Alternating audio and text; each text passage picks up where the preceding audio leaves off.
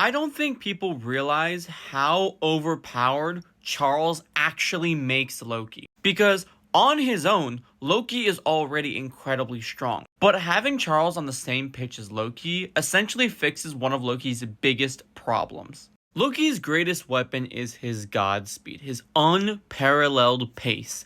No one in this series, even speedsters like Chigiri and Zantetsu, cannot hold a candle to him. But then, what's his biggest weakness? Well, in the match against Blue Lock, Rain says, "Your route is too obvious." And Loki says, "You've got good foresight, but I'm fast." This is calling to one of Loki's biggest weaknesses, being the fact that his running course and how he uses his pace is very easy to predict and read. Loki doesn't even deny it. He just says, "You've got good foresight, but too bad, I'm fast." Meaning, even if you can predict me, you cannot stop me. But Charles completely negates that issue. He solves it for Loki. Well, why is that? Because Charles is unpredictable. So far in the series, we've had a single moment of Charles being predicted and stopped. That was by Hiyori in Flow. But after that one stop, Hiyori never predicted Charles again. Nobody predicted Charles again.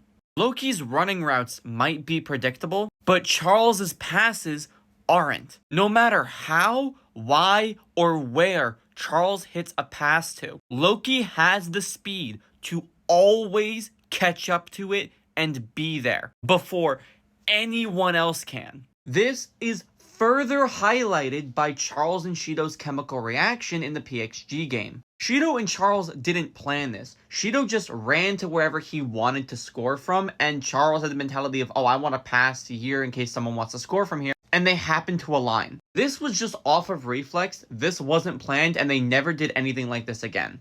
With Loki and Charles, assuming Charles hits a pass like that, Loki will see it, know where it's going, and be able to get there before any other player can. I mean, the original pass to Shido, Isagi was baited out here, and he even said, "I never predicted something like that." Charles is unpredictable. Loki, he's predictable, but he has the speed to make up for it. So tell me, what do you get when you cross a midfielder who is unpredictable with a Godspeed striker who always has the skill to catch up to those unpredictable passes before anyone else can understand what's going on? I'll tell you what, the greatest striker midfielder duo in the series.